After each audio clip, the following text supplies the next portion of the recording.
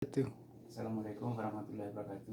Waalaikumsalam warahmatullahi wabarakatuh. Kami ini Pak dari mahasiswa PPG tahap kedua Universitas Negeri Padang. Jadi adapun tujuan kami ke sini itu untuk mewawancarai Bapak menyangkut dengan tugas LK 1.2 yaitu masalah eksploitasi masalah. Jadi ini menyangkut keabsahan kami bahwa kami ditugaskan oleh dosen yaitu untuk mewawancarai Bapak sebagai kepala sekolah. Kita langsung saja Pak dengan pertanyaan itu mengapa dalam penelitian kami itu mengapa masih ada sebagian siswa yang kurang minat dalam belajar. Terima kasih.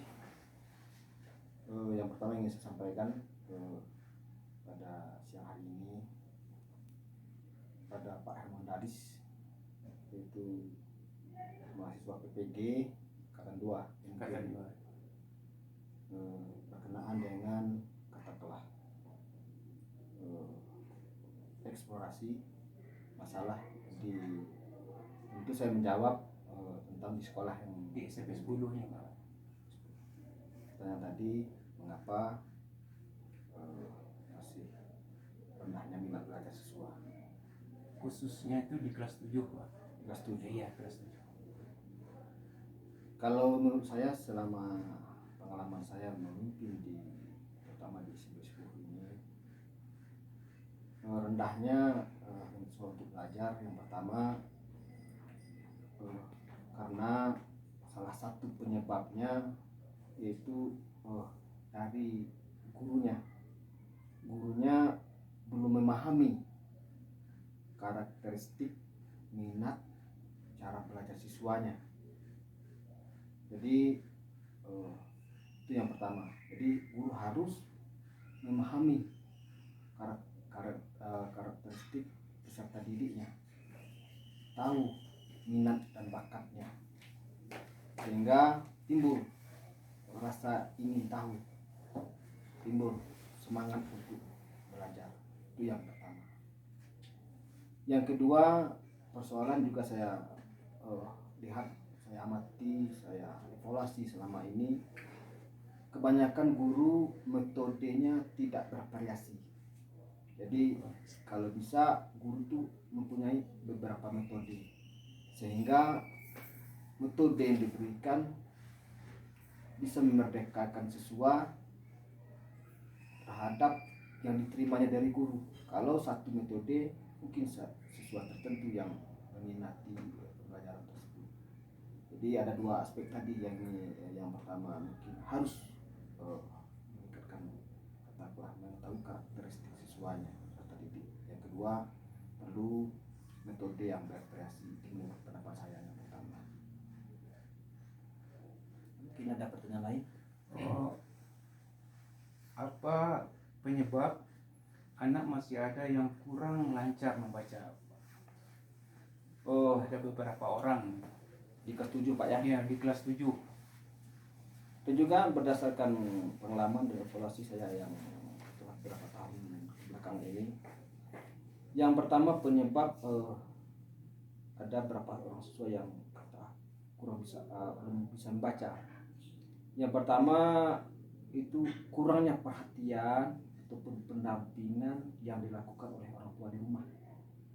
Jika ada tugas-tugas di sekolah, jadi seharusnya orang tua harus mendampingi anaknya belajar di rumah. Jadi tidak cukup hanya mengandalkan waktu di jam sekolah. Itu yang pertama menurut saya. Menurut saya yang penyebab yang kedua, ada beberapa siswa yang tidak menempuh jenjang pendidikan yang sejak dini, mulai daripada PAUD, kemudian kalau umurnya belum mencukupi lanjutkan ke TK. Jadi menurut saya ada dua penyebab. yang pertama butuh perhatian daripada pendampingan orang tua di rumah untuk mengisi waktu di rumah, karena banyak waktu di rumah daripada di sekolah. Yang kedua, anak itu perlu katalah menempuh jenjang pendidikan sejak dini, PAUD, kalau bisa ya TK. Kemudian selama menempuh jenjang PAUD, TK dan SD ya harus didampingi oleh orang tuanya. Itu ya saya rasa dua alasan itu. Jadi menyangkut dengan kerjasama orang tua dengan adanya kolaborasi, harus adanya kolaborasi kerjasama orang tua dengan sekolah, baik di tingkat TK, tingkat PAUD, TK, SD, bahkan di tingkat SMP perlu perhatian yang lebih daripada orang tuanya, karena yang lebih tahu anaknya tentu orang tua di rumah. Saya rasa itu untuk yang nomor dua. Kemudian yang ketiga itu menyangkut dengan anak kebutuhan khusus. Itu saya lihat di kelas 1 masih ada anak yang berkebutuhan khusus. Jadi bagaimana kira-kira kendala yang dihadapi oleh anak yang kebutuhan khusus tersebut? Ya. Jadi untuk sekolah kita, kebetulan saya di sini sudah masuk tahun keempat, itu setiap tahun kita ada terus siswa yang berkebutuhan khusus masuk ke sekolah kita. Jadi kita harus menerimanya.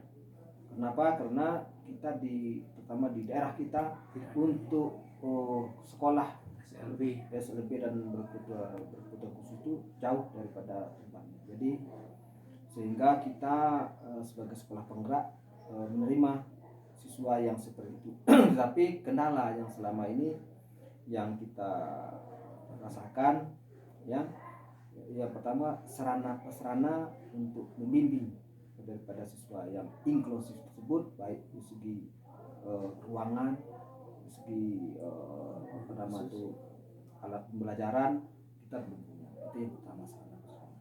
Kemudian yang kedua, dari segi tenaga kependidikan, tenaga guru, kita tidak memiliki guru khusus untuk membimbing atau mengajar siswa yang inklusif. Jadi daripada dua kendala tadi, sehingga kita tidak kurang maksimal lah untuk katakanlah membimbing daripada memberi pembelajaran kepada siswa yang inklusif tersebut. Tapi kita tetap mengikutkan mereka walaupun pembelajaran tidak seperti yang CP harus kita harapkan terhadap siswa yang normal, tapi tetap kita perhatikan, beri perhatian khusus di sekolah kita. Jadi dua tadi alasan kita, yang pertama dari sarana prasarananya, yang kedua dari segi daripada tenaga pendidik. Kemudian ini mungkin yang terakhir, Bang. Ini menyangkut dengan kerjasama, terutama sekali kerjasama siswa terhadap gurunya, mungkin kerjasama siswa dengan wali murid atau bapaknya, sekaligus kerjasama antara guru dengan atau pihak sekolah dengan orang tua siswa. Berkenaan dengan katalah kerjasama yang terjalin di sekolah kita, atau kata lain untuk berkolaborasi, sekolah kita sudah menjalankan hal yang demikian. Pertama, orang tua sudah ikut katakanlah berpartisipasi membina, mendampingi anaknya, seperti apabila anaknya katakanlah ada kendala yang ada di sekolah, apabila kita membutuhkan mereka siap datang ke sekolah. Kemudian yang kedua, dilihat juga orang tuanya mendukung anaknya mengikuti kegiatan-kegiatan yang ada di sekolah, baik kegiatan yang diadakan di sore hari, kegiatan yang sifatnya perlombaan, orang tuanya mendukung sekali. Kemudian juga orang tuanya memperhatikan juga itu kemajuan belajar anak.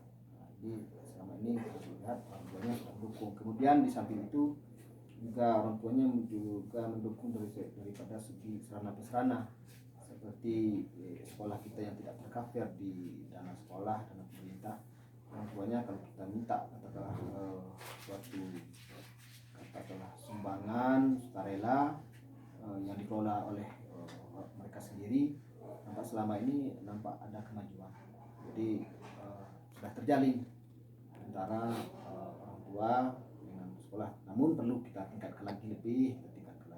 Kemudian bersama kita dengan lingkungan masyarakat menjaga ketertiban sekolah juga sudah terjalin selama ini. Tapi terus terang kita sampaikan ini tidak bisa setengah-setengah, jadi betul konsisten ke depannya bersama Inter. Katakanlah ada yang sebagai penanggung jawab untuk mengendalikan tingkah laku anak seperti guru BK yang selama ini kita pahami. Saya rasa itu yang sebagai bisa saya jawab, Pak Ahmad. Mungkin jawaban saya mungkin belum memuaskan. Saya rasa itulah yang kita alami di sekolah kita. Mungkin ada lagi, Pak. Ya, terima kasih banyak Pak atas keterangan Bapak. Mungkin ini bisa saya jadikan untuk perbaikan di kemudian hari. Menyangkut dengan LK, mungkin LK ini yang perlu juga Bapak ketahui, ini menyangkut nanti dengan masalah modul ajar, serta saya mungkin akan ditugaskan di sini untuk praktek mengajar. Mungkin demikian. Terima kasih Pak atas informasinya. Saya akhiri dengan Assalamualaikum warahmatullahi wabarakatuh. Waalaikumsalam warahmatullahi wabarakatuh.